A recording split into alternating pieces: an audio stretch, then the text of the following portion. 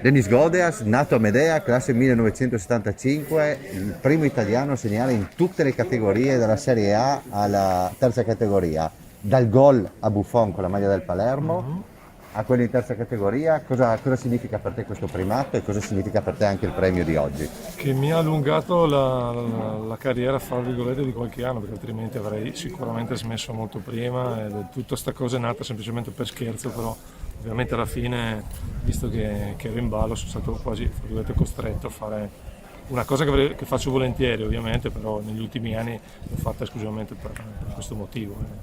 L'ho già detto tante volte, sicuramente non è una cosa che mi ha dato niente alla mia vita calcistica, perché quello che devo fare l'ho già fatto, però è semplicemente una cosa in più che è nata e l'ho fatta volentieri. Dennis Godias, cosa pensi di questo blocco, dell'incidenza che ha avuto la pandemia sul Guarda, calcio dilettanti e quali sono le prospettive, anche se sei preoccupato per il futuro del calcio Ne dilettantistico? stavo parlando adesso con Mauro Milanese, con i vari presidenti qua. Onestamente, in questo momento in cui ho i bambini che non so nemmeno se vanno a scuola lunedì, parlare di ripresa del calcio, il calcio inteso come calcio dilettanti, calcio storia giovanile, è impensabile, anche perché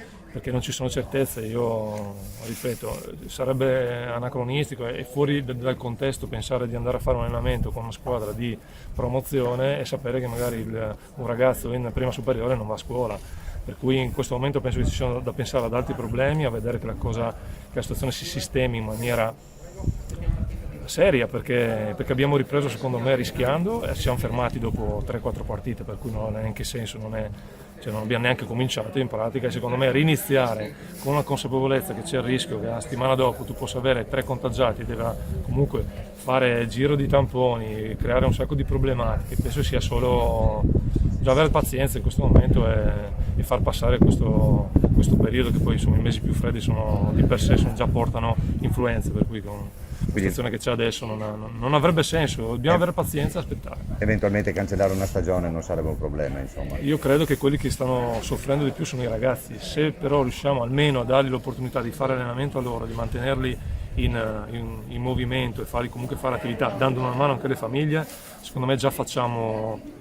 un bel lavoro. Poi per quel che riguarda, se ci sarà la possibilità di fare una sorta di mini torneo estivo come c'è il Carnico, come ci sono altri tipi di tornei, secondo me è una possibilità, ma pensare di fare il campionato o i campionati dilettantistici è utopia.